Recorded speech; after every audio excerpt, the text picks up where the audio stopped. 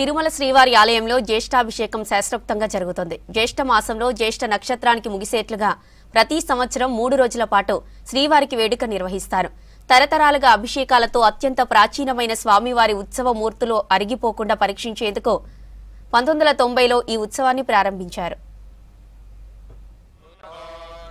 ఆలయంలోని సంపంగి ప్రదక్షిణంలోని కళ్యాణ మండపంలో ఉదయం సాయంత్రం ప్రత్యేక కార్యక్రమాలు నిర్వహించి ఋత్వికులు శాంతి హోమం నిర్వహించారు.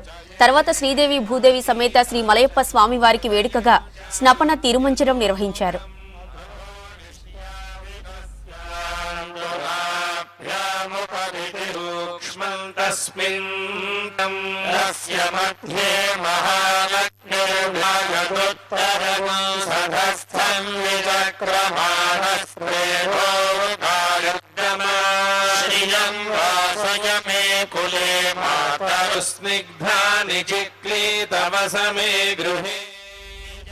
సోమవారం సాయంత్రం 4 గంటల నుంచి 5 గంటల వరకు స్వామి అమ్మవార్ల ఉత్సవ మూర్తులకు వజ్ర కవచాన్ని అలంకరించారు.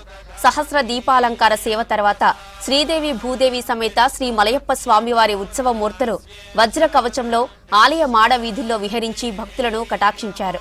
ఇవాళ ముత్యపు కవచంతో, రేపు స్వర్ణ కవచంతో స్వామి అమ్మవార్లు భక్తులకు దర్శనమివ్వనున్నారు.